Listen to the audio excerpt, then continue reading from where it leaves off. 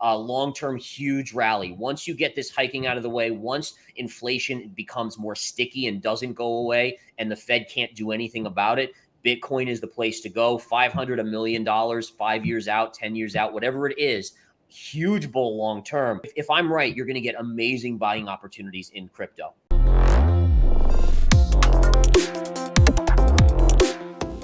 This week has been a minefield for Bitcoin because all the big tech companies are reporting, right? So we saw earlier this week Microsoft and Google. Then yesterday we saw Facebook. Today we're seeing Apple and Amazon report, which Apple's the biggest market cap company in the world, really. So this one today is the big one. If Apple can beat and Amazon, if they're both up tomorrow, look for Bitcoin to have a beautiful move to the upside. On the other hand, if they're down, watch out below.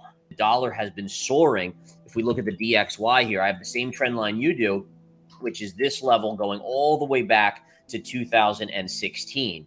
And that now the positive here is that the dollar is at resistance. So I do think the dollar is set up for a pullback. So that could be a small positive for not only Bitcoin and cryptos, but also for, metals as well, gold and silver and so forth. So again, you are at resistance. Look for a pullback in the dollar. The biggest fear, again, I have in the short term is that Apple report. Apple today is up a little bit going into earnings. This stock hasn't corrected that much. And that's what's the biggest fear for me is that when you have a company that makes up, 10% of the S&P 500 and more of the NASDAQ 100, it has a major sway on the overall market. And we know that the tech stocks are what wags essentially the tail, which is crypto right now. So that's a huge thing. I think Apple makes up 12% of the NASDAQ. And then you've got Amazon as well, which makes up 7%. So you've got 20% of the NASDAQ reporting today, which is huge. Huge. Yeah, huge. Absolutely.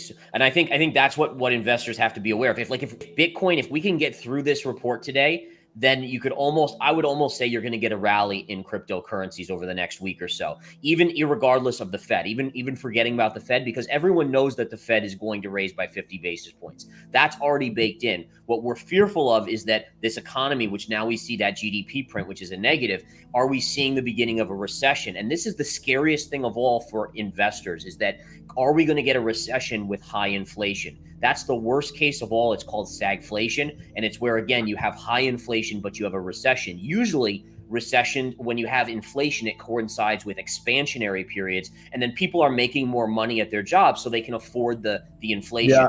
If we see a recession with inflation, what is the Fed going to do? Can they print another $5 trillion? I don't think so. Well, let's look at the Bitcoin chart.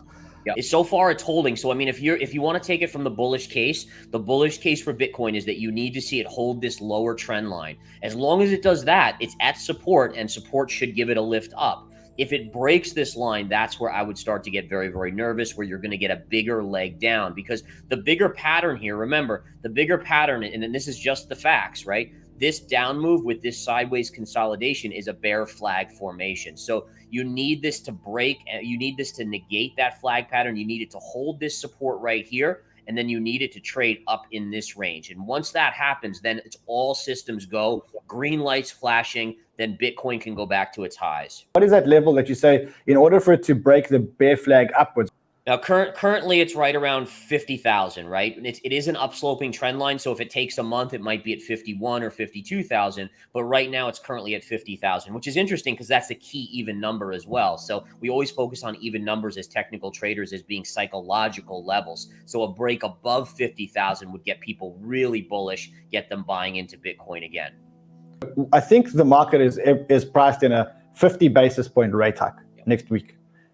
What else could happen at that meeting? So what I think could be happening is that Powell's going to look at that GDP number and say, okay, listen, I'm going to raise 50 basis points because he's already told the market he's going to do that. But I think if you're a Bitcoin investor or a stock investor, what you want to see is not as hawkish chatter. So hopefully he's saying, look at this GDP. We might be getting close to a recession. I can't raise as aggressively as I wanted to do. And if he just talks a little bit less hawkishly, the markets as a whole will have a big, big rally behind them. You'll see yields start to come down a little bit from this near 3% level on the 10-year. And that would be a buy signal near term for stocks.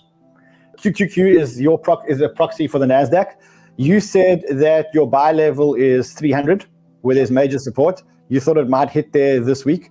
if I look at where the QQQ is now, it's at 316 or something like that, right? Yeah. So maybe you can call it up on your screen. And it may not this week, right? I mean, basically, I'm going to tell you this. If Apple and Amazon disappoint, it's getting there tomorrow. I mean, it's going to get there because, again, they miss, and you see Apple down 5%. Remember, we're talking about 20% of the NASDAQ 100. So if you have Apple down 5% and Amazon down 5%, you're probably getting it down there anyways. Now, if Apple and Amazon don't disappoint, then you won't see this level for a while. And I think the key is that it's going to happen eventually, unfortunately. It's just a matter of when. And let's look at the S&P chart, because I think it's clearer here. Is you had this move up from the COVID lows, which was ridiculous, and this was all on steroids, right? This was the market getting just obliterated with money from the government, checks to Americans, the Federal Reserve printing the money, and now the Fed's taking that all away, and the government can't pass any new stimulus, right? So now you're getting this sucked out, and you really probably are headed back on the S&P back down here, which is another